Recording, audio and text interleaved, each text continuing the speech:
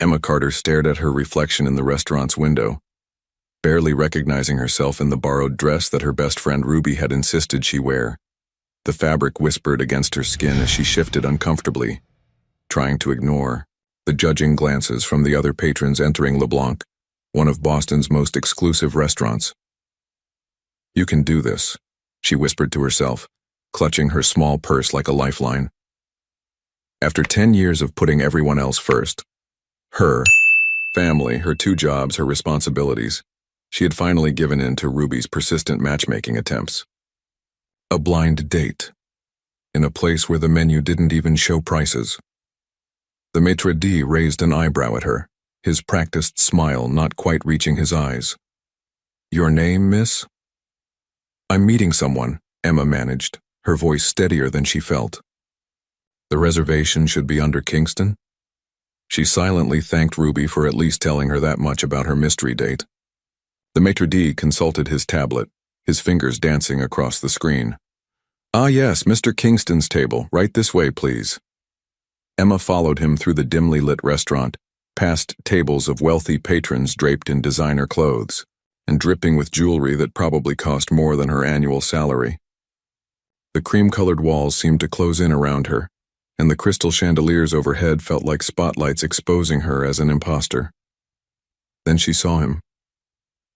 Sitting alone at a corner table, his attention focused on the phone in his hand, was quite possibly the most striking man she'd ever seen. Dark hair styled with just the right amount of casualness, a jaw that could cut glass, and the kind of presence that made the air feel electric. His tailored suit probably cost more than her car, but it was the way he held himself that caught her attention, like someone who knew exactly who he was and made no apologies for it. The maitre d' had stopped at a different table, but Emma barely noticed. Her feet carried her forward, drawn by an inexplicable pull she couldn't explain. The man looked up as she approached, and their eyes met. Steel gray, sharp, penetrating. "Hi," she said, her heart thundering in her chest. "I'm Emma. I believe you're my blind date?" For a moment, something flickered across his face. Surprise, perhaps, or amusement. But it was gone so quickly she might have imagined it. He stood, his movements fluid and graceful, and Emma had to tilt her head back to maintain eye contact. He was tall, much taller than she'd initially thought. "Please," he said, his voice a low rumble that sent shivers down her spine. "Have a seat." As Emma settled into the chair he held out for her, she couldn't shake the feeling that something was different than she'd expected. Ruby had described her friend Kingston as a nice guy with a steady job. The man before her was anything but ordinary. "I have to admit," Emma said, trying to break the ice, "when Ruby suggested this, I was skeptical. Blind dates aren't usually my thing." His lips curved into a slight smile. "And what is your thing, Emma?" The way he said her name, like he was tasting it, made her stomach flip. "Usually, working. 2 jobs, actually. Not much time for dating." 2 jobs? He leaned forward slightly, his interest seemingly genuine. "Tell me about them." And somehow, sitting there in that impossibly expensive restaurant, Emma found herself opening up to this stranger. She told him about her administrative job at a local community college during the day, and her evening work managing a small bookstore.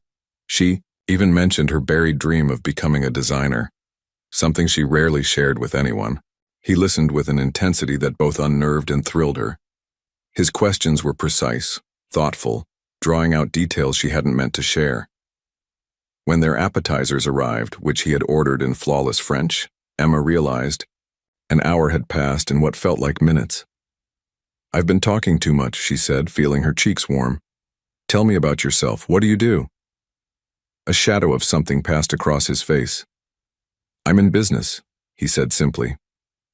"Acquisitions and strategy, primarily." "That sounds intense." "It can be." His eyes never left her face. "But right now, I find myself far more interested in hearing about your design aspirations." "You mentioned sustainable fashion." Emma blinked, surprised he'd picked up on that detail from her earlier rambling. "Yes, actually. I've always believed fashion should be accessible and environmentally conscious. Not that I've had much chance to pursue it. Why not? The direct question caught her off guard. Well, life, I suppose. Bills to pay, responsibilities to meet. Dreams don't always pay the rent. His expression hardened slightly. Dreams shouldn't be sacrificed for practicality, Emma. They should be pursued with everything you have. The intensity in his voice made her pause. There was something almost personal in the way he said it, as if her abandoned dreams somehow offended him. Before she could respond, her phone buzzed in her purse. It was a text from Ruby. OMG. Em, I'm so sorry. Kingston got called into emergency surgery. He's a resident at Mass General. Can we reschedule? Emma felt the blood drain from her face. She looked up at the man across from her, this stranger who had commanded her attention so completely for the past hour, and realized with horror that she had sat at the wrong table. I think there's been a mistake, she stammered, her voice barely a whisper. He studied her for a long moment, his expression unreadable. Has there? My blind date, he's not coming. He got called into surgery. He's a doctor, apparently. Emma's hands trembled as she gathered her purse. I am so sorry. I sat at the wrong table, and you've been so kind, and I've wasted your time, and… Oliver. She stopped, mid-ramble. What? My name is Oliver Bennett. He leaned back in his chair, but his eyes held her in place more effectively than any physical restraint. And you haven't wasted a moment of my time, Emma Carter. The use of her full name, which she hadn't given him, sent a chill down her spine. He knew. He had known all along that she wasn't meant to be at his table.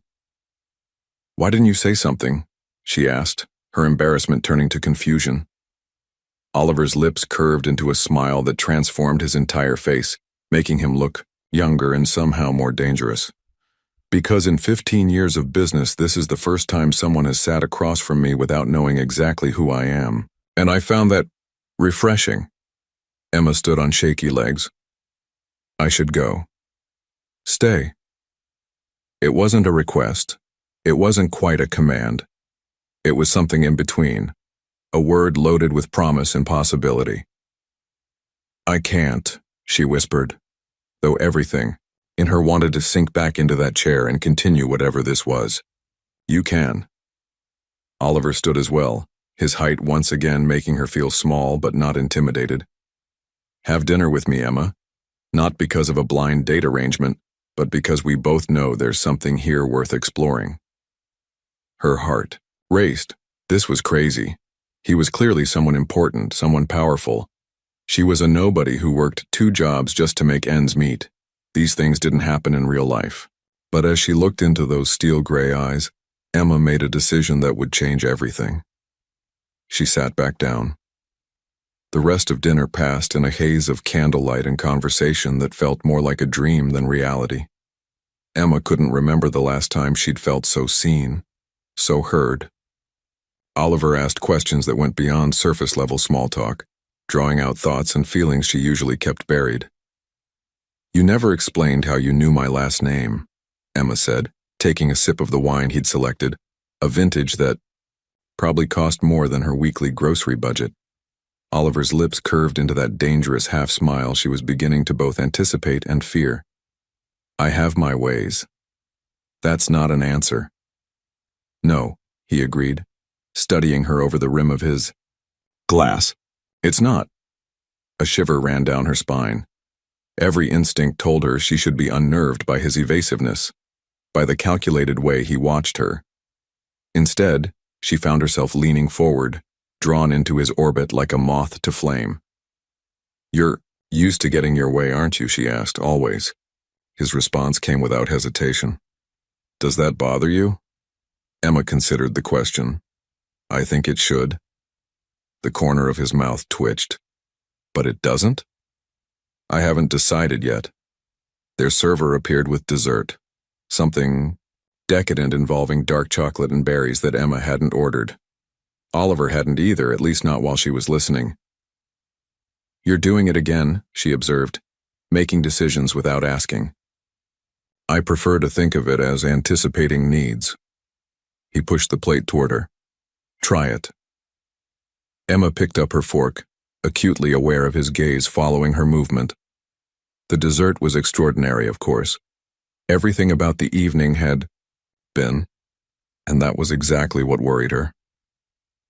This isn't real, she said quietly, setting down her fork.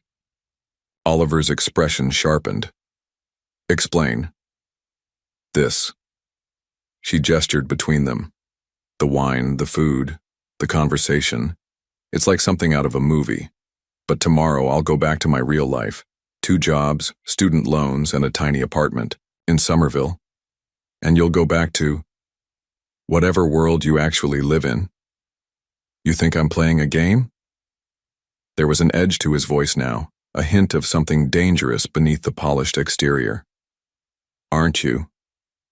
Emma met his gaze directly. You let me sit at your table knowing I was in the wrong place. You've orchestrated this entire evening like some kind of puppet master, and you still haven't told me what you really do beyond vague mentions of business and acquisitions. Oliver was silent for a long moment, his fingers tracing the stem of his wine glass. When he finally spoke, his voice was low, controlled. Google me. Emma blinked. What? Take out your phone and Google my name. Oliver Bennett. With slightly trembling fingers, Emma pulled out her phone. She typed his name into the search bar, and her breath caught. Headlines filled her screen. Bennett Enterprises CEO completes hostile takeover of rival firm. Oliver Bennett, the Wolf of Wall Street meets Silicon Valley. Fortune 500's youngest CEO continues acquisition streak. Bennett's net worth tops $4. $2 billion after latest merger. Emma's phone clattered onto the table. Yes. His voice was oddly gentle now. Does that change things? She looked up at him. This man who could buy and sell companies on a whim, who was featured in financial magazines and business news. Why didn't you tell me? Because for the first time in years someone looked at me and saw just a man. His fingers brushed hers across the table. Not a CEO, not a billionaire, not a threat or an opportunity. Just me. The touch sent electricity through her skin. This is crazy, she whispered. Is it? He leaned forward, his presence filling her world. Or is it the most real thing either of us has felt in a long time? Before Emma could respond, a flash went off nearby. Then another. She turned to see 2 men with cameras at the restaurant's entrance, their lenses pointed directly at their table. Oliver's expression darkened instantly. He was on his feet in one fluid motion, his body positioning itself between Emma and the photographers. Car. Now, he said to someone Emma couldn't see, but suddenly a suited man appeared at their table. This way, sir. Emma. Oliver held out his hand. Come with me. She stared at his outstretched hand, understanding that this was more than just an escape from photographers. It was a choice. Step into his world, or stay in hers. I can't, she said, even as everything in her screamed to take his hand. This isn't. I'm not. You are. His voice was firm, brooking no argument. You're exactly who and what I want, but right now we need to leave. More flashes.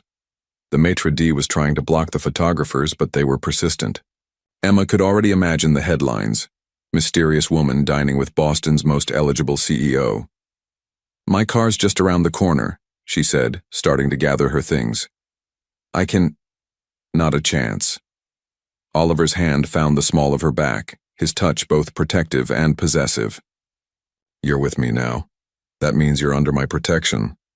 The word now hung between them, heavy with implication. Emma wanted to argue, to assert her independence, but the warmth of his hand through her dress was scattering her thoughts. They moved through the restaurant like a coordinated unit, Oliver's security team, and when had they appeared, creating a barrier between them and the photographers. A sleek black car waited at a side entrance, its engine purring. Trust me, Oliver whispered, opening the door for her. Emma hesitated for just a moment before sliding into the leather interior. Oliver followed, and the car pulled smoothly away from the curb. In the intimate darkness of the back seat, Emma could feel the heat radiating from Oliver's body. His hand found hers, fingers intertwining with a certainty that both thrilled and terrified her. "I should take you home," he said, but his grip on her hand tightened. "Should," Emma agreed, her pulse racing. "But I won't." He turned to face her, his features sharp in the passing streetlights. "Not until you understand something." "What's that?" "This isn't a game. It's not a whim or a passing fancy." His free hand came up to cup her cheek, and Emma forgot how to breathe. "I want you, Emma Carter, all of you, and I'm not a man who loses what he wants." The possessiveness in his voice should have scared her. The intensity in his eyes should have sent her running. Instead, Emma found herself leaning into his touch, her body making decisions her mind wasn't ready to face. "Where are we going?" she whispered. Oliver's thumb traced her bottom lip, and the world narrowed to that single point of contact. "Somewhere we can talk without cameras, without interruptions." His voice dropped lower, "Without pretense." As the car glided through Boston's nighttime streets, Emma knew she was crossing a line, stepping into dangerous territory, but with Oliver's hand in hers and his promises hanging in the air between them, danger had never felt so much like destiny. The elevator climbed smoothly past floor after floor of Boston's most exclusive residential tower. Emma watched the numbers tick upward, her heart matching their steady ascent. Floor 47, 48, 49. "Penthouse," Oliver said quietly beside her, though she'd already guessed that's where they were headed. Everything about him screamed top, floor, highest point, looking down at the world below. The elevator opened directly into his home, and Emma's breath caught. Floor-to-ceiling windows wrapped around the entire space, offering a panoramic view of Boston's glittering nightscape. The Charles River snaked through the darkness like a ribbon of stars, while the city lights spread out beneath them like a galaxy brought down to Earth. "This is—" Emma trailed off, moving toward the windows as if in a trance. "Home," Oliver supplied, watching her reaction with those intense gray eyes. At least that's what the real estate agent called it. Something in his tone made Emma turn. "But not to you." "It's where I sleep." He shrugged off his suit jacket, draping it over a sleek leather chair. "Where I work when I'm not at the office. But home?" He gave a small, humorless laugh. "I'm not sure I know what that means anymore." The admission caught her off guard. It was the first crack she'd seen in his perfectly controlled facade, and it made something in her chest tighten. "Would you like a drink?" he asked, moving to a bar that looked like it belonged in a five-star hotel. "Water, please." Emma needed to keep her head clear. Everything about this situation, being in his penthouse alone with him, surrounded by luxury she could barely comprehend, felt surreal. Oliver poured her water into a crystal glass and made himself what looked like whiskey. When he returned, he stood close enough that she could feel the heat radiating from his body, but he didn't touch her. "Ask," he said. "Ask what?" "Whatever questions are running through your mind right now. I see them in your eyes." Emma took a sip of water, buying herself time. "Why did you bring me here?" "Because I wanted you somewhere safe from cameras, somewhere private." His eyes locked onto hers. "Somewhere I could be honest with you." "About what?" "About what I want." He set his glass down on a nearby table. "About who I am. About why, from the moment you sat down at my table, I haven't been able to think about anything but you." Emma's heart thundered in her chest. That's not possible. You're Oliver Bennett. You probably have supermodels and heiresses throwing themselves at you." "I do." His bluntness startled her. "And none of them have ever interested me the way you do. Do you know why?" She shook her head, unable to form words under the intensity of his gaze. Because they want Oliver Bennett, CEO, the bank accounts, the power, the status. He stepped closer, and Emma found herself backing up until she hit the cool glass of the window. But you? You sat down across from a stranger and showed him who you really are. Your dreams, your struggles, your determination. You weren't trying to impress me. You weren't trying to be anything but yourself. His hand came up to cup her cheek, and Emma's eyes fluttered closed at the contact. Oliver, open your eyes, he commanded softly. Look at me. She did, finding his face inches from hers, his expression more open than she'd seen it all evening. I need you to understand something, he continued. I'm not a good man, Emma. I'm ruthless in business. I destroy companies because I can. I make decisions that ruin lives without losing sleep over it. His thumb traced her bottom lip. But with you, I want to be better. The confession hung in the air between them, heavy with implications. Emma should have been terrified, should have run from this man who admitted to his own ruthlessness. Instead, she found herself leaning into his touch. This is insane, she whispered. We just met, you don't know me. I know enough. His other hand found her waist, drawing her closer. I know you work 2 jobs because you're too proud to take help from anyone. I know you gave up your dreams of design because you put everyone else's needs before your own. I know you have a fire inside you that you try to hide from the world. Emma's breath caught. How? I had you investigated the moment you sat down. She stiffened, trying to pull away, but his grip tightened. You what? I run a multi-billion-dollar company, Emma. I don't take risks with unknown variables. His eyes searched hers. But what I found only made me want you more. That's an invasion of privacy. She pushed against his chest, anger flaring. You had no right. No, he agreed, not loosening his hold. I didn't. But I needed to know who you were. What I didn't expect was to find someone so real.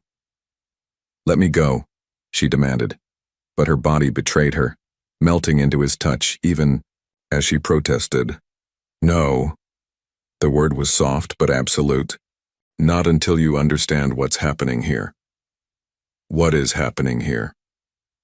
Oliver's hand slid from her cheek to the back of her neck, tangling in her hair. I'm pursuing you, Emma Carter. Not as a game, not as a passing fancy, but as something I need more than my next breath. You can't just decide that. You can't just investigate people and decide you want them. I can, he said simply. I do. But this is different. His grip gentled, becoming a caress.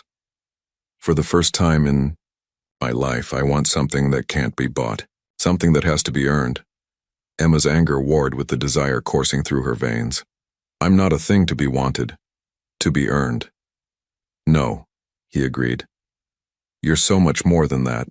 You're a woman who deserves everything she's ever dreamed of. And I want to give it to you. I don't want your charity. Oliver's laugh was dark, sending shivers down her spine. Charity? No, Emma.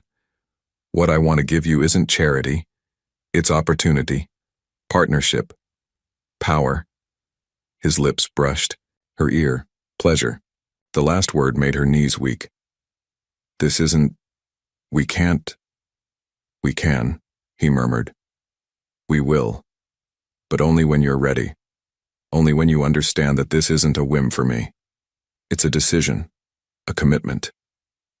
Emma's phone buzzed in her purse, breaking the moment. With trembling hands, she pulled it out to find 3 missed calls from Ruby and a text that made her blood run cold. Oh God, she whispered. What is it? Emma turned the phone so he could see the screen. It showed a photo of them at the restaurant already circulating on social media. The caption read, Breaking. Business titan Oliver Bennett spotted with mystery woman. Sources say she crashed his private dinner. Gold digger alert? Oliver's expression darkened dangerously. I'll handle it. Handle it? How? It's already out there. Emma's voice rose with panic. My name will be everywhere. My jobs. Oh God. What will people think? Look at me. Oliver's voice cut through her spiral. No one will dare say a word against you, not if they want to stay in business in this city. The casual display of power should have frightened her. Instead, she found herself drawn to the protective fury in his eyes. I should go, she whispered, not moving from his embrace. Stay. His lips brushed her forehead. Let me protect you. I can protect myself. I know. His smile was dangerous and beautiful. That's exactly why I want you to let me do it instead. Standing there in his arms, high above the city she'd always called home, Emma knew she was at a crossroads. One path led back to her safe, predictable life. The other led straight into Oliver Bennett's world of power, passion, and possession. And despite every rational thought screaming at her to run, Emma found herself choosing the dangerous path. Emma woke to sunlight streaming through floor-to-ceiling windows and the soft whisper of fingers tracing patterns on her bare shoulder. For a moment she kept her eyes closed, savoring the warmth of the Egyptian cotton sheets and the solid presence of Oliver beside her. They hadn't done more than kiss last night. Heated, desperate kisses that left her breathless and wanting, but sleeping in his arms felt more intimate than any physical encounter she'd ever had. I know you're awake, Oliver murmured, his voice rough with sleep. Emma opened her eyes to find him propped up on one elbow, watching her with an intensity that made her breath catch. His usually perfect hair was deliciously mussed, and he'd shed his dress shirt sometime during the night, leaving him in a white undershirt that did nothing to hide his sculpted physique. Good morning, she whispered, suddenly shy despite still wearing her dress from the night before. His response was to lean down and capture her lips in a kiss that started gentle, but quickly turned hungry. Emma melted into it, her hands sliding up his chest to tangle in his hair. When he finally pulled back, his eyes were dark with desire. You have no idea what you do to me. Show me, she breathed before she could stop herself. A growl rumbled in his chest, but instead of kissing her again, he reached for something on the nightstand. First, we need to discuss this. Emma's heart sank as she recognized the morning edition of the Boston Globe. Their photo was splashed across the business section, the headline making her stomach turn. Bennett's mystery. Woman, social climber or something more? Oliver, This ends now. His voice was cold, controlled, the voice of a CEO used to giving orders. He reached for his phone, quickly dialing a number. Mason, execute Protocol 7. Yes, all of them. And get me Richard from legal. Emma sat up, clutching the sheets to her chest despite being fully dressed. What are you doing? Protecting what's mine. He ended the call and turned back to her.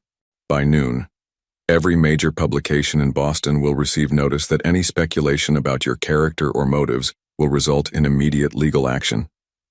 My team is already contacting social media platforms to have the most egregious posts removed. You can't just, that's not how social media works. His smile was predatory. You'd be surprised what I can do, Emma. Money talks, and in this case it's going to speak very clearly about the consequences of slandering you. She should have been outraged at his high-handedness. Instead, she found herself fighting back tears. Why? Why go to all this trouble for someone you just met? Oliver's expression softened as he reached out to cup her face. Because in less than 24 hours you've become the most important thing in my world, and I protect what matters to me. The intensity of his words scared her. This is moving too fast. Is it? His thumb traced her bottom lip. Or is it moving exactly as fast as it needs to?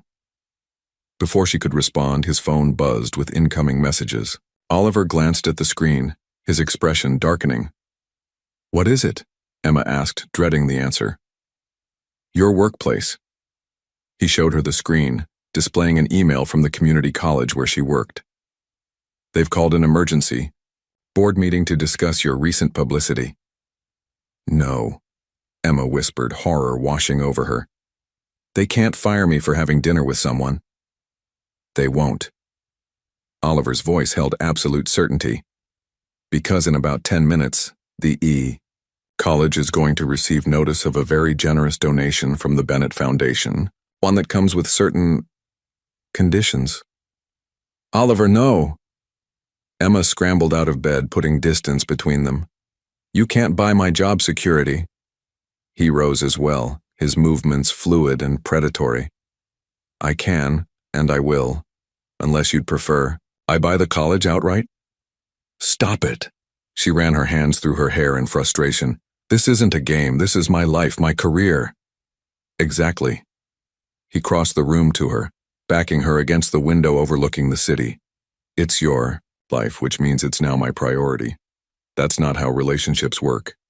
Is that what this is? His voice dropped lower, sending shivers down her spine. A relationship? Emma's breath caught. I don't know what this is. Then let me be clear. His hands came to rest on either side of her head, caging her between his body and the glass. This is me, choosing you. This is me, ensuring nothing and no one threatens what we're building here. This is me, showing you exactly what it means to be mine. I'm not a possession, she whispered, even as her body betrayed her by leaning into his warmth. No, he agreed. You're something far more valuable. You're the woman who makes me feel human again. His lips brushed her temple. The woman who looks at me and sees past the money, past the power, to something I thought I'd lost years ago. And what's that? My heart. The admission seemed to surprise even him. God help me, Emma, but you've walked right past every wall I've built and straight into my heart. She should have run, should have grabbed her things and fled from this man who could reshape reality with a phone call, who spoke of possession and protection in the same breath as love. Instead, she found herself reaching up to trace the strong line of his jaw. This terrifies me. Good. He turned his head to kiss her palm. It terrifies me too. I haven't felt fear in years, not since I made my first million. But you? His other hand slid down to grip her hip. You make me feel everything. A knock at the door interrupted them. Mr. Bennett, legal team is assembled in the home office. Oliver didn't move, his eyes locked on Emma's. Your choice, he said softly. I can make all of this go away. The photos, the speculation, the threat to your job. Or you can embrace it. Stand with me. Let the world see exactly what you mean to me. His grip tightened possessively. Let me show them that you're not some gold digger or social climber. You're the woman who brought Oliver Bennett to his knees. Emma's heart raced. By doing what? Accidentally sitting at your table? By being exactly who you are. He leaned in until his lips brushed her ear. Strong, independent, utterly captivating. Another knock. Sir, time-sensitive matters require your attention. Choose, Emma, Oliver whispered against her skin. Hide from this or face it with me, but know that either way I'm not letting you go. Standing there, caught between the cold glass and Oliver's warmth, Emma made her third life-changing decision in 24 hours. Okay, she breathed. Okay, what? Show them. She met his gaze steadily.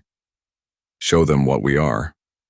Oliver's smile was both beautiful and dangerous. Sir? The voice called again. Send them in, Oliver commanded, not taking his eyes off Emma. It's time to change the narrative. As the door opened and suits filed into the penthouse, Emma realized she'd just stepped off another cliff. But with Oliver's hand firmly gripping hers, she couldn't bring herself to regret it. The fall, after all, felt an awful lot like flying. The next 48 hours passed in a whirlwind of lawyers, press releases, and carefully orchestrated public appearances. Emma watched in awe as Oliver's team transformed the narrative from gold digger scandal to modern fairy tale romance. Each move was calculated, each statement precisely crafted. Now, sitting in Oliver's executive office on the top floor of Bennett Tower, Emma struggled to recognize her own life. The statement goes live in an hour, Oliver said, hanging up his phone. His suit was impeccable as always, but Emma had learned to read the tension in his shoulders, the way his jaw clenched when he was worried. Are you sure you're ready for this? Emma smoothed her new designer dress, a gift from Oliver that probably cost more than her monthly rent. Do I have a choice? Always. He crossed the room to kneel before her chair, taking her hands in his. Say the word and I'll shut it all down. We can disappear to my island in the Caribbean until this blows over. The casual mention of owning an island still made her head spin. Running away won't solve anything. No, he agreed, his thumb tracing circles on her palm. But it would keep you safe. I don't need... A knock interrupted them. Mr. Bennett, they're ready for you in the boardroom. Oliver's expression hardened. Tell them to wait. Sir, the shareholders... I said wait. His voice carried the edge that Emma had learned meant absolute obedience was expected. When they were alone again, he reached up to cup her face. Last chance to back out. Emma leaned into his touch. I'm not going anywhere. His kiss was swift, but fierce, leaving her breathless. That's my girl. The boardroom was intimidating, all mahogany and leather, with floor-to-ceiling windows offering a commanding view of Boston's financial district.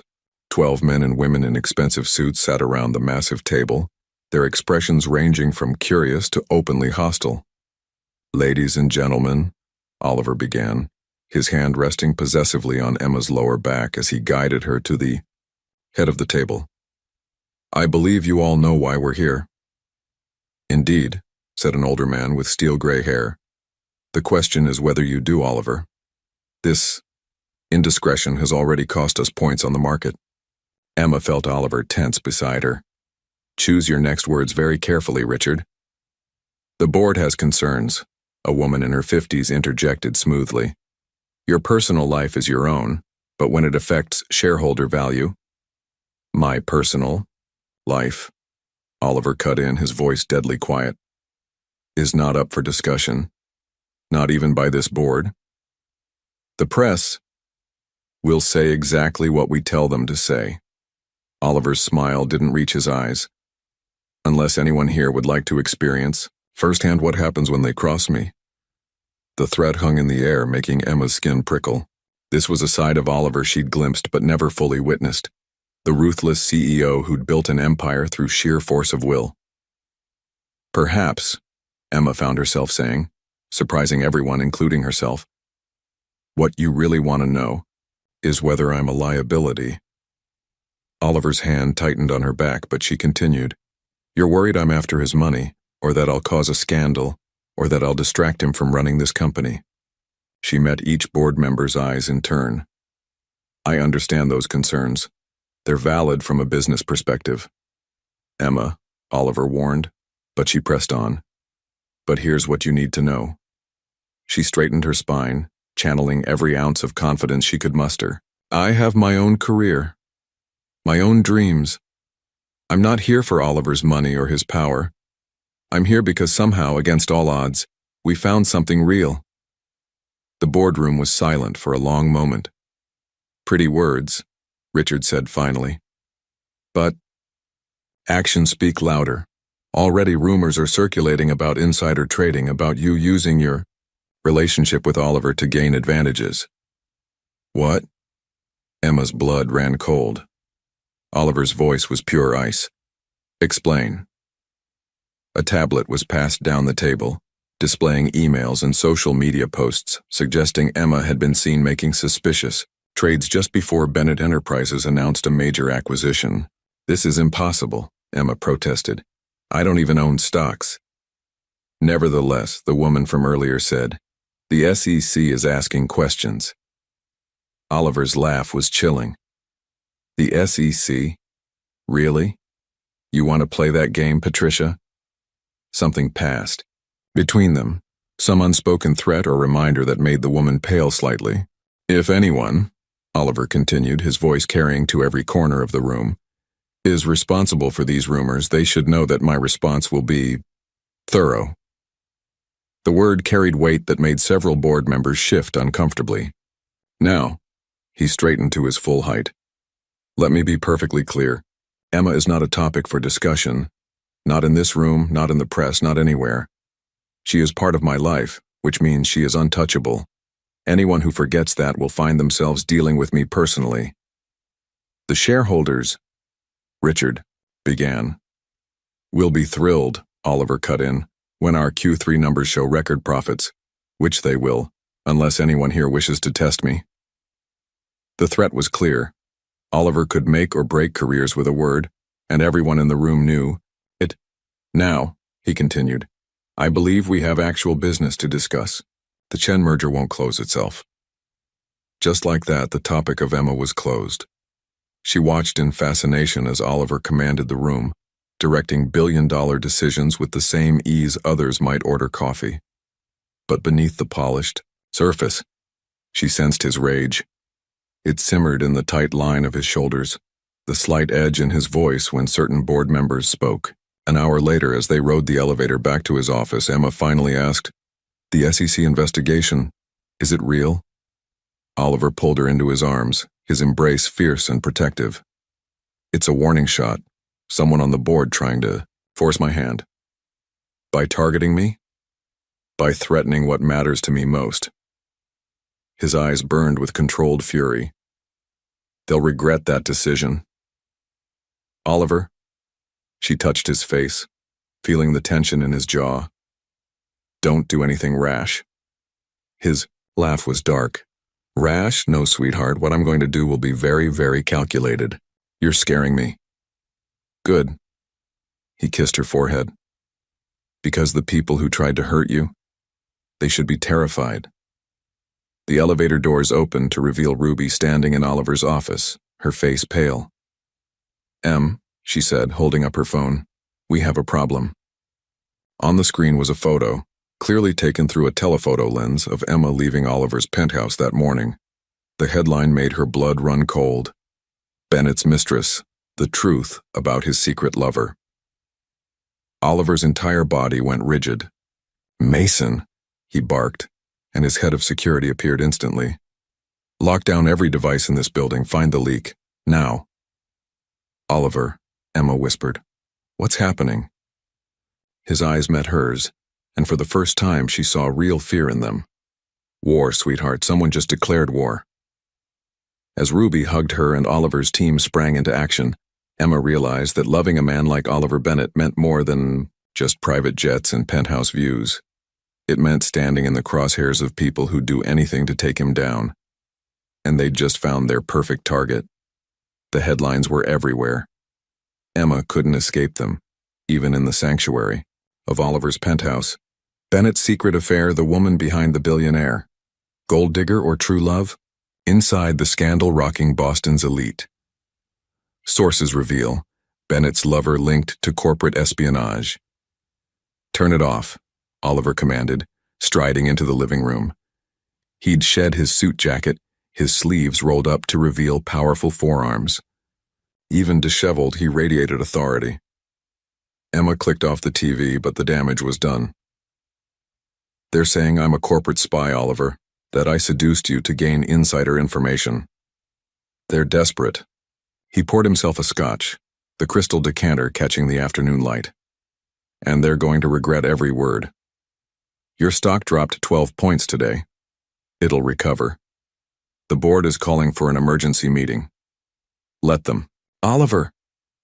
Emma stood, frustration burning through her fear. This isn't just about us anymore. People's jobs, their livelihoods. The only thing that matters, he cut in, crossing the room to grip her shoulders, is keeping you safe. Safe? She laughed bitterly. I got fired today. Both jobs. Apparently I'm a liability to the college's reputation, and the bookstore can't handle the reporters camping outside. Oliver's expression darkened dangerously. I'll handle it. No, Emma pushed away from him. That's exactly what got us into this mess. You can't just throw money and power at every problem. Watch me. This isn't a game, Oliver. These people, whoever they are, they're trying to destroy us. And they're using me to get to you. His laugh was cold. They're using the only weapon they have. Fear. He pulled her back into his arms, his embrace possessive. But they don't understand what they're dealing with. And what's that? A man who's finally found something worth fighting for. Before Emma could respond, Oliver's security chief burst into the room. Sir, we found something. Oliver's body tensed. Show me. Mason handed over a tablet. As Oliver scrolled through whatever was on the screen, his expression grew more lethal with each swipe. Oliver? Emma touched his arm. What is it? Remember Richard, from the board meeting? Oliver's voice was deadly quiet. Turns out he's been having some interesting conversations with our biggest competitors. The leak came from him? The leak, the SEC rumors, all of it. Oliver handed the tablet back to Mason. Execute Plan Delta. I want everything in place by morning. Yes, sir. Mason hesitated. Sir, there's more. About Ms. Carter's background check. Emma's heart stopped. What about my background check? Oliver's eyes snapped to Mason. Explain. Someone's been altering records, creating a paper trail to suggest Ms. Carter has connections to industrial espionage. The timestamps show the changes were made in the last 24 hours, but they're backdated to make it look like a long-term operation. The crystal tumbler, in Oliver's hand, shattered. Oliver! Emma grabbed a napkin, reaching for his bleeding hand, but he waved her off. Mason. Oliver's voice was pure ice. Call the jet. Have it ready in an hour. No, Emma said firmly. We're not running. This isn't running. Oliver finally allowed her to examine his cut hand. This is strategic retreat while I dismantle everyone involved in this. I won't hide. Emma. No. She met his gaze steadily. If I run now, those rumors become truth in everyone's minds. I'll always be the gold digger who seduced Oliver Bennett and ran when things got tough. I don't care what they think. But I do. She grabbed his face, forcing him to look at her. I care because it matters to you, to your company, to everything you've built. And I care because I refuse to let them turn what we have into something dirty. Oliver was silent for a long moment, studying her with those intense gray eyes. Finally, he spoke to Mason without looking away from her. Cancel the jet. Instead, I want a press conference. Tomorrow morning. Sir? Mason looked startled. With everything that's happening. Tomorrow morning, Oliver repeated. Full media presence, it's time to change the game. After Mason left, Emma asked, What are you planning? Oliver's smile was predatory. I'm planning to show Boston exactly who they're dealing with. He pulled her close, his voice dropping to a dangerous whisper. They want to play dirty? Fine. But they've forgotten one very important thing. What's that? I didn't become who I am by playing nice. His hand slid into her hair, gripping possessively. I became who I am by destroying anyone who threatened what's mine. Oliver, Emma breathed, you're bleeding. It doesn't matter. It matters to me. She pulled away to grab the first aid kit she'd noticed earlier. As she cleaned and bandaged his hand, she asked, What's going to happen to Richard? By this time tomorrow, he won't have a career left to salvage. That's not enough for you, though, is it? Oliver's free hand traced her cheek. No, it's not. He tried to hurt you, Emma. That means everything he has, his reputation, his wealth, his future, all of it burns. She should have been frightened by the coldness in his voice. Instead, she found herself leaning into his touch. And the press conference is going to remind everyone exactly who they're dealing with. He tilted her chin up. But I need you to do something for me first. What? Trust me. His eyes searched hers. Completely. Without reservation, can you do that? Emma thought about everything that had happened since she sat at the wrong table. About the way Oliver looked at her like she was the only thing that mattered in his world. About the fierce protectiveness that matched his equally fierce desire. Yes, she whispered. I trust you. His kiss was brutal and possessive, making her gasp. When he pulled back, his eyes were dark with promise. Then let me show Boston what happens when someone threatens the woman I love. The word hung between them, heavy with meaning. Neither of them had said it before, but there it was, raw and real and terrifying in its intensity. Love? Emma's voice trembled. Yes. Oliver's expression was fierce. I love you, Emma Carter, and I'm going to make damn sure the world knows exactly what that means. As his lips claimed hers again, Emma knew tomorrow would change everything. The press conference, Oliver's revenge, their public declaration. It would all reshape their world. But with Oliver's arms around her and his words echoing in her heart, she found she didn't care about the coming storm. Let them try to tear them apart. They had no idea what they were up against. The Bennett Towers press room was packed wall to wall with reporters, their cameras and microphones creating a forest of technology at the front of the room. Emma watched from a private anteroom as Oliver's team made final preparations, her heart thundering in her chest. You don't have to do this, Ruby said beside her, squeezing her hand. You could still take his offer. The island, the escape. No. Emma smoothed down her midnight blue designer dress, another gift from Oliver that made her feel both powerful and exposed. Running won't solve anything. The door opened, and Oliver stepped in. He was devastating in a charcoal suit that probably cost more than a car, his presence filling the room instantly. But Emma had learned to read the subtle signs of his tension, the slight tightness around his eyes, the way his hands wanted to form fists. Everything's ready, he said, crossing to Emma and pulling her into his arms. Last chance to change your mind. She leaned into his embrace, drawing strength from his solid warmth. I thought you said you trusted me. I do. His lips brushed her temple. But what's about to happen? There's no going back from this, Emma. Good. She pulled back to meet his gaze. I'm tired of hiding. His smile was fierce and proud. That's my girl. He turned to Ruby. Ms. Chen, the car is waiting to take you to the secure location we discussed. Ruby hesitated. Go, Emma urged. I'll be fine. After Ruby left, Oliver cupped Emma's face in his hands. Remember what we discussed. No matter what happens out there, no matter what's said, I trust you, she finished. Completely.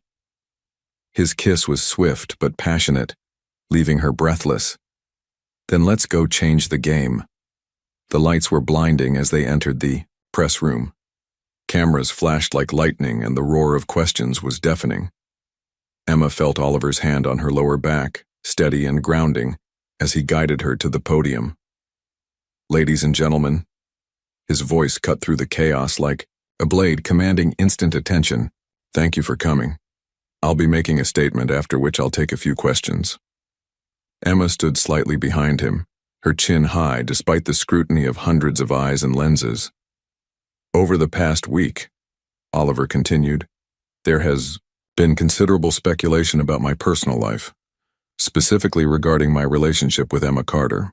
Various accusations have been made, rumors spread, and attempts made to damage both her reputation and mine. He paused, his expression hardening. Today, I'm here to set the record straight. The room went deadly quiet. First, regarding the allegations of insider trading and corporate espionage.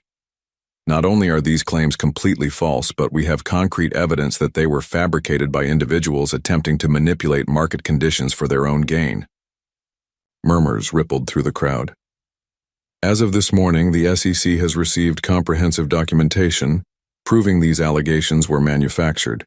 The individuals responsible, including former board member Richard Henderson, are now facing federal investigation.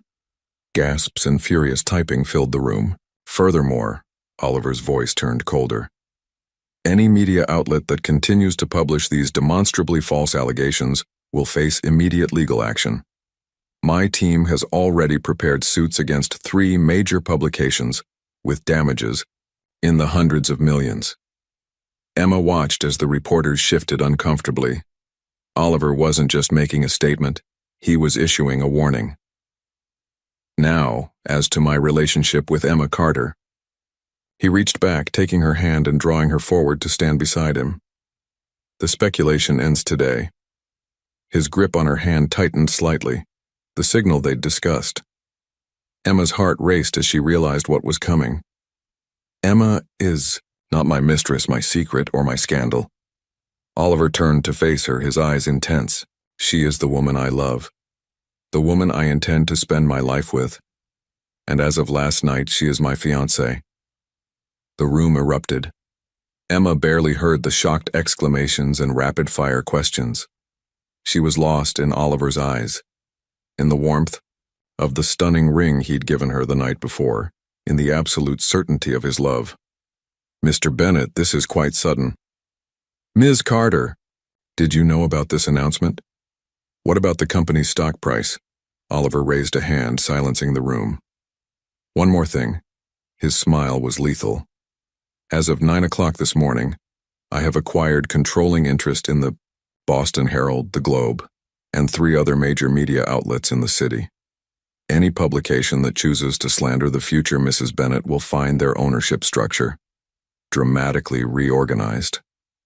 Emma's eyes widened. He hadn't told her about this part of the plan.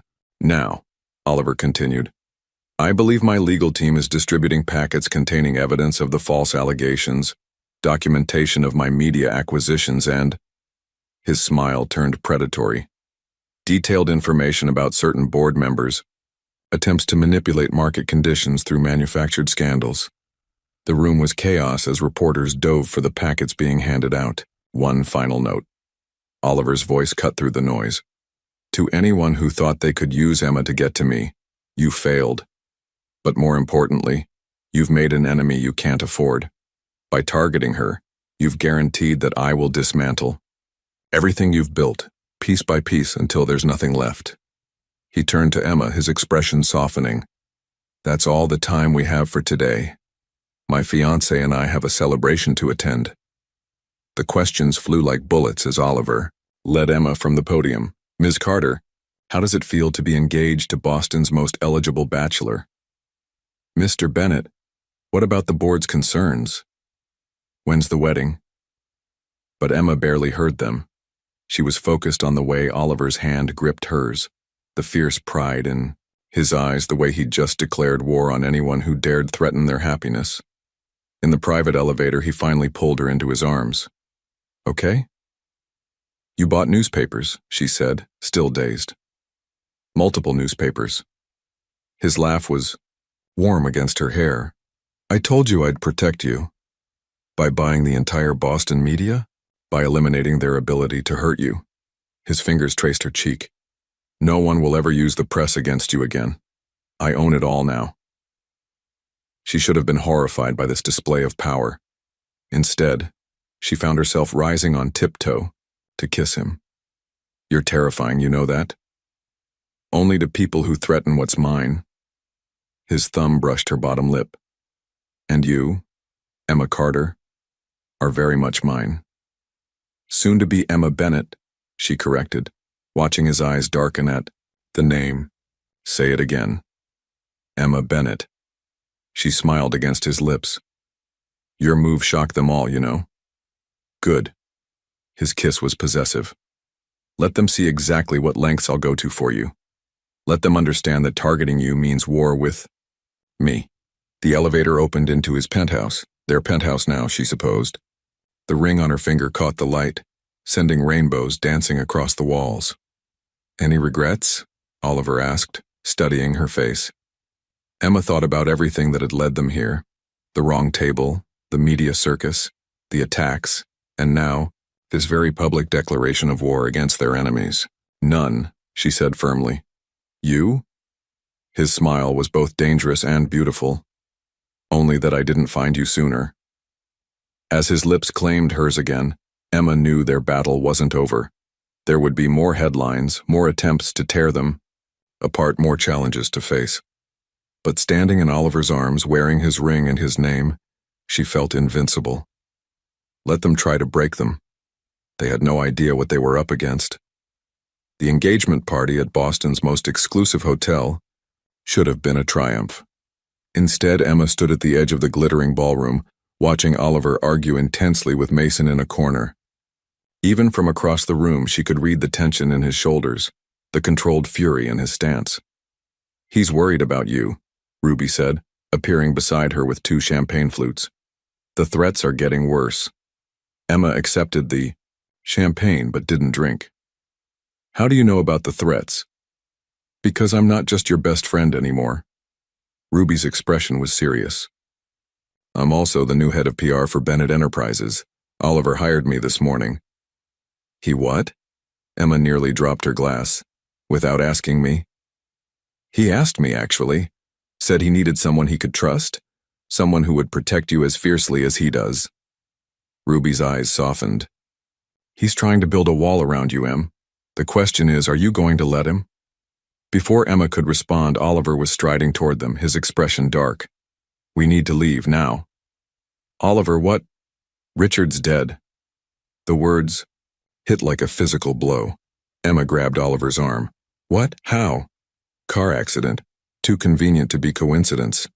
His hand found her lower back, already guiding her toward the exit. Mason's team intercepted chatter suggesting it's a message, a warning. "To you?" "To us." His eyes met hers, fierce and protective. "They're escalating, Emma. This isn't just about business anymore." The ride to the penthouse was tense, with Oliver making calls and issuing rapid-fire commands while his security team swept the building. Emma sat beside him, her mind racing. "It wasn't just Richard, was it?" she finally asked. "What aren't you telling me?"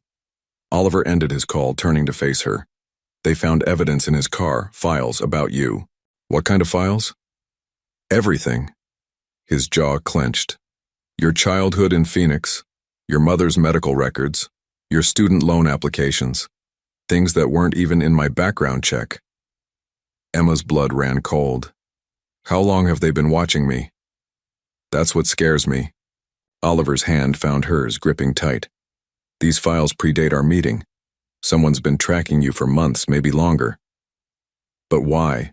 I was nobody before I met you." "Or maybe—" Oliver's expression shifted, something dangerous flickering in his eyes. "Maybe meeting me wasn't the accident we thought it was."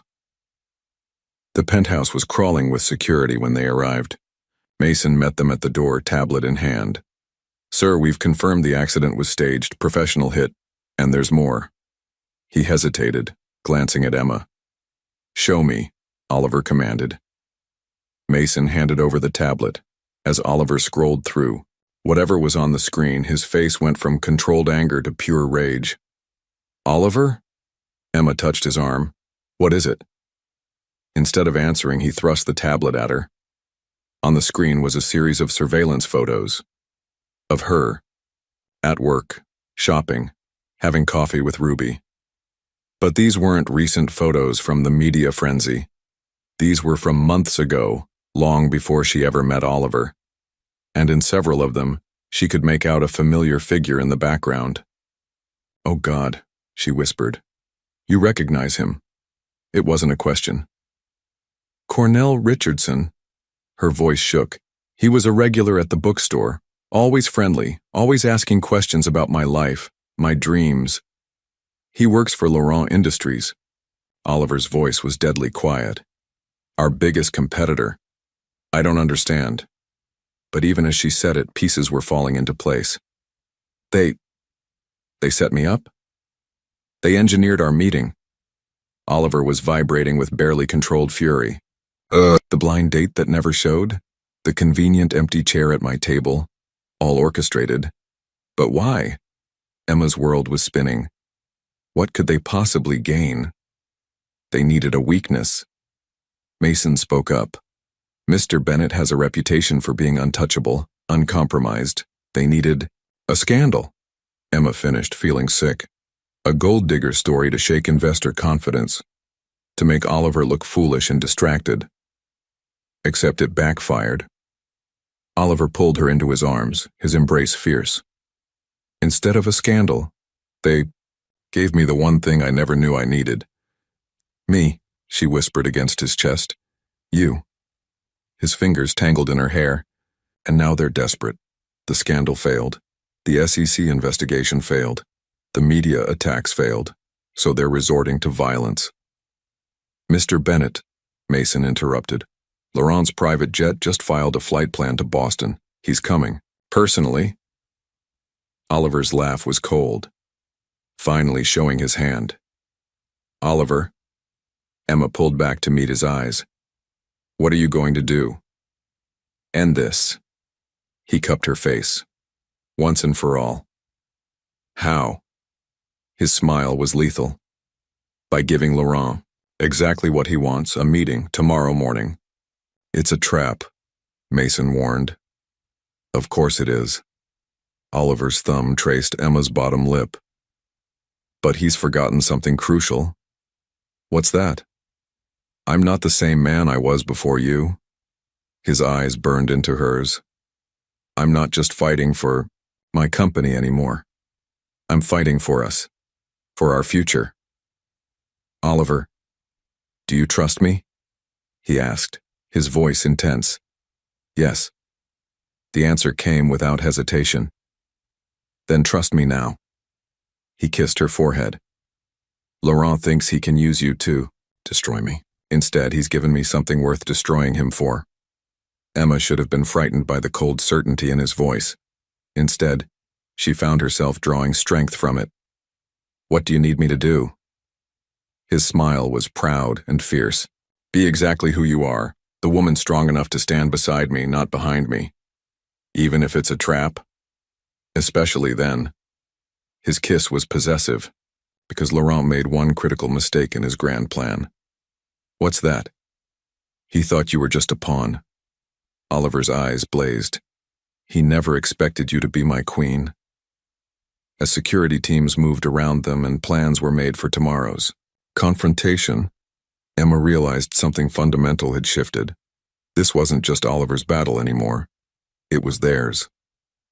And Laurent was about to learn exactly what happened when you threatened a love that defied all his careful calculations. The storm was breaking, and they would weather it together. Dawn broke over Boston, painting the city in shades of gold and shadow. Emma stood at the penthouse windows watching the sun rise over the financial district. In a few hours, everything would change. You should be sleeping, Oliver said behind her, his voice rough with exhaustion. He hadn't slept at all, spending the night coordinating with his team and making preparations. So should you. She turned to face him, taking in the subtle signs of strain around his eyes. Even with his jacket discarded and shirt sleeves rolled up, he radiated power and control. Come here, he commanded softly. Emma went willingly into his arms, breathing in his familiar scent of expensive cologne and something uniquely him. Tell me again why I can't be at the meeting. Because Laurent expects it. His fingers traced patterns on her back. He'll be looking for you, waiting to use you as leverage. Instead, I'll be at the SEC offices with Ruby, delivering evidence of his long-term manipulation and corporate espionage. She smiled against his chest, while you keep him distracted. Distracted? Oliver repeated, a dangerous edge to his voice. That's one word for it. Oliver. She pulled back to meet his eyes. Promise me you won't do anything reckless. His laugh was dark. Sweetheart, everything I've done since meeting you has been reckless. I'm serious. So am I. He cupped her face. Laurent tried to use you to destroy me. Instead, he gave me everything I never knew I wanted. His thumb traced her bottom lip. Now he has to pay for threatening that. Before Emma could respond, Mason appeared in the doorway.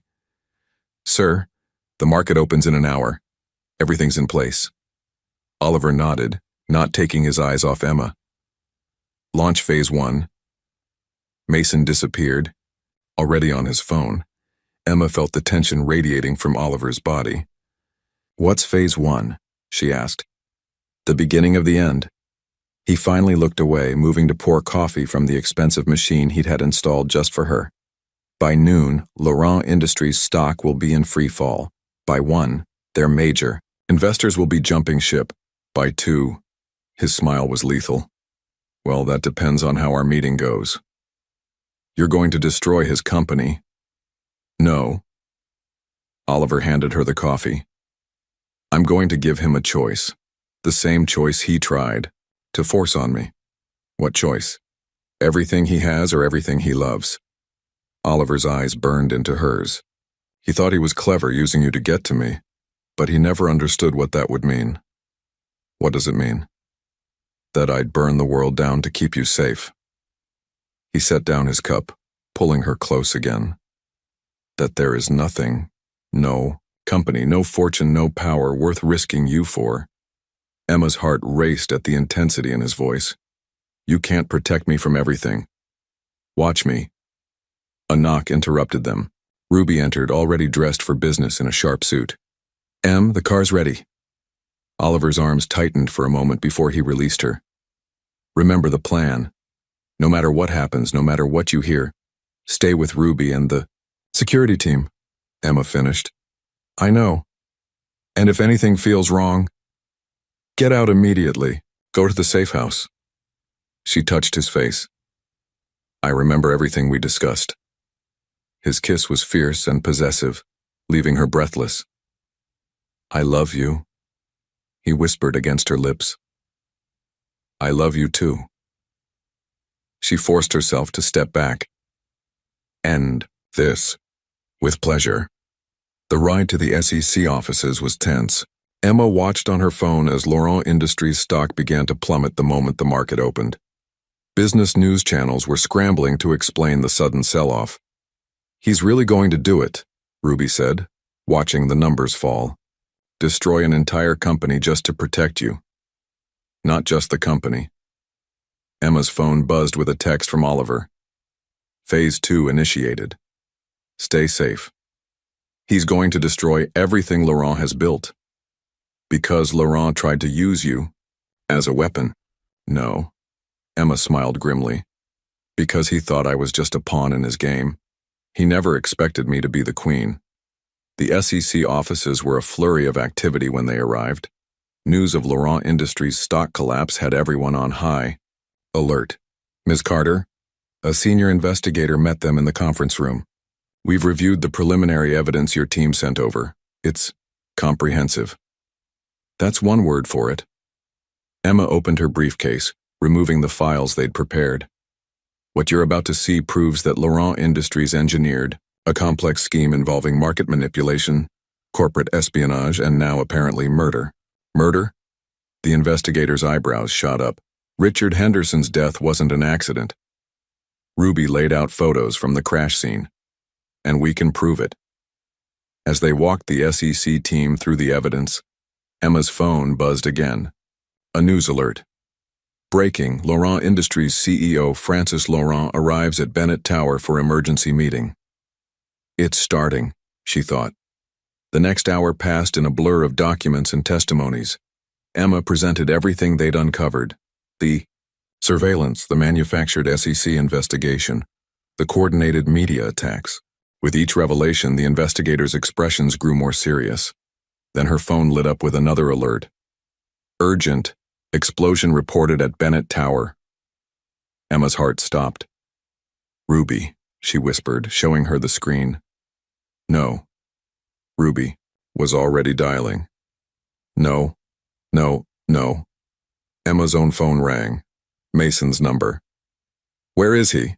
She demanded, answering on the first ring. Safe. Mason's voice was tight. It was a diversion. Laurent's real target was... An alarm blared through the SEC building. Security teams burst into the conference room. We need to move now, one of them shouted. There's been a threat. The windows exploded inward. Emma felt Ruby tackle her to the ground as glass rained down around them. Smoke filled the room, and somewhere in the chaos she heard Laurent's voice. Did you really think I wouldn't have a backup plan, Ms. Carter? Through the smoke, she saw him, elegant in an expensive suit, flanked by armed men. His smile was cold as he approached. After all, he continued, If I can't destroy Oliver Bennett through business. He gestured, and one of his men grabbed Emma's arm. I'll have to do it the old-fashioned way.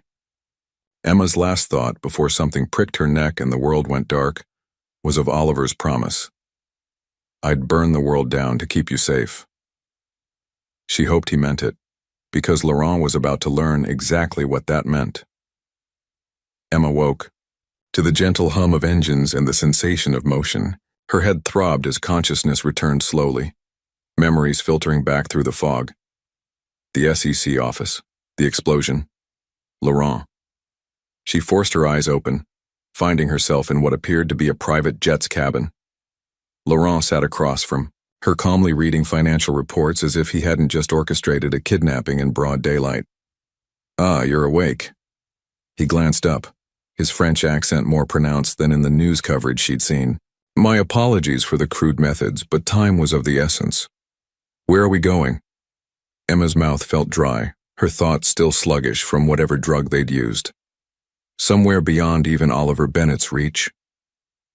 Laurent's smile was cold, though I doubt that will stop him from trying. As if summoned by his words, the jet's satellite phone rang. Laurent's smile widened as he answered on speaker. I was wondering when you'd call. If you touch her, Oliver's voice was pure ice. There won't be a place on earth where you can hide. Bold words from a man who's just lost everything. Laurent gestured to a tablet showing live news coverage. Bennett Tower's upper floors were engulfed in flames, smoke billowing against the Boston skyline. Emma's heart clenched, but she remembered Oliver's words from that morning, no matter what you hear. The tower was empty, she said, realizing suddenly. You evacuated it before the meeting. Laurent's expression flickered. On the phone, Oliver laughed darkly. You still don't understand, do you, Francis? Oliver's voice carried a dangerous edge. You think you're winning because you destroyed some property, because you managed to grab Emma while I was distracted. I think, Laurent replied smoothly, that I have the woman you love at 30,000 feet, heading somewhere you'll never find her. I think your company's headquarters is in ruins, your board is in chaos, and your reputation is about to be destroyed when the world learns you couldn't protect your own fiancé. Check your phone, Oliver commanded. Laurent frowned, picking up his personal cell. As he read whatever was on the screen, his face went ashen. Impossible, he whispered. Would you like to tell him? Oliver asked Emma. Or should I? Despite her situation, Emma felt a smile spread across her face as understanding dawned. The SEC evidence wasn't the real play, was it? No, Oliver confirmed. That was just to get Laurent's attention. The real plan was much simpler. What did you do? Laurent demanded. While you were focused on Emma, my team was executing a hostile takeover of your company. Every shell corporation you used to hide your ownership, every offshore account, every secret holding, we found them all. And as of 10 minutes ago, I own controlling interest in Laurent Industries. Laurent's hands shook as he stared at his phone. My board would never... Your board already voted to accept my offer. Unanimously. Turns out they're not fond of CEOs who resort to kidnapping and attempted murder. You're bluffing. Check your corporate email, Oliver suggested. You'll find your termination notice was sent about... A pause. 30 seconds ago. Laurent lunged for his laptop, fingers flying across the keys. Emma watched as his face contorted with rage. You can't do this. I already have. Oliver's voice turned colder. Now here's what's going to happen. You're going to turn that plane around immediately. If Emma isn't safely back in my arms within 2 hours, I won't just take your company. I'll take everything. Your homes, your cars, your personal accounts. All of it will belong to me. You wouldn't dare. Test me, Oliver challenged. See what happens when you threaten the woman I love. Laurent's composure cracked. This was supposed to be simple, he snarled. She was supposed to be a distraction, a scandal to weaken you. Instead, Emma cut in, finding her strength. You gave him something worth fighting for. Something bigger than business or power or money. Love. Laurent spat the word like a curse. How disappointingly ordinary. No. Oliver's voice softened. How extraordinarily powerful. A light flashed on the jet's console. The pilot's voice came through the intercom. Sir, we're receiving orders from Laurent Industries board to return to Boston immediately. Laurent stared at the phone, at Emma, at his empire crumbling around him. Finally, his shoulders slumped. Tell them, he said quietly. We're turning around. The next 2 hours passed in tense silence. Emma watched Laurent age years before her eyes. His perfectly manicured facade cracking as message after message confirmed his loss of power. When they landed in Boston, Oliver was waiting on the tarmac. The moment Emma appeared at the jet's door, he strode forward, power and purpose in every step. She practically flew down the stairs into his arms. His kiss was desperate and possessive, his hands roaming her face and body as if ensuring she was real, unharmed. I thought, he started. I know, she whispered. I'm okay. I knew you'd come. Always. He pulled back just enough to meet her eyes. I will always come for you. Behind them, federal agents swarmed the jet, taking Laurent into custody. Oliver's security team created a barrier around them, shielding them from the gathering media. Circus. The tower, Emma started, can be rebuilt. Oliver's thumb traced her bottom lip. You're all that matters. What happens now? His smile was both fierce and tender. Now we build something new. Together. A new company? A new life. He kissed her again, softer this time. I own Laurent Industries, but I don't want it. I'm thinking of turning it into a foundation, one focused on supporting small businesses, entrepreneurs, dreamers. Emma's heart swelled. Like a certain aspiring designer. Like anyone with the courage to chase their dreams. His eyes burned into hers. You taught me that there are more important things than power and control. You taught me how to feel again, how to love again. Oliver Bennett, she teased, are you becoming a romantic? Only for you. His expression turned serious. Marry me. You already asked. I already said yes. No. He shook his head. Marry me now. Today. No more waiting. No more games. No more threats hanging over us. Just you and me, building our empire together. Emma thought about everything that had led them here. The wrong table that turned out to be exactly right. The battles they'd faced. The love that had grown stronger with every test. Yes, she whispered. His kiss was a promise, a declaration, a future written in the language of love and power and passion. Later that evening, in a small ceremony attended only by Ruby and Oliver's closest advisors, Emma Carter became Emma Bennett. Not as part of some corporate strategy or public relations move, but as the culmination of a love story that had defied every calculation and scheme thrown against it. As they danced their first dance as husband and wife in the penthouse ballroom, Boston's lights twinkling below them like earthbound stars, Oliver pulled her close. Happy? He asked. Emma looked up at the man who had changed her world, the powerful CEO who had learned to love, the ruthless businessman who had found his heart. Perfect, she answered, because sometimes the wrong table turns out to be exactly right. Sometimes the most powerful love stories aren't written in fairy tales but in the language of corporate takeovers and hostile bids. And sometimes, just sometimes, a woman who sits in the wrong chair becomes the queen who changes everything. If you were in Emma's shoes, would you have the courage to face all the power and danger of the corporate world for love? Or would you have chosen a simpler, safer life? What would you do if you found out that your chance meeting was actually a corporate trap that turned into the most intense love of your life?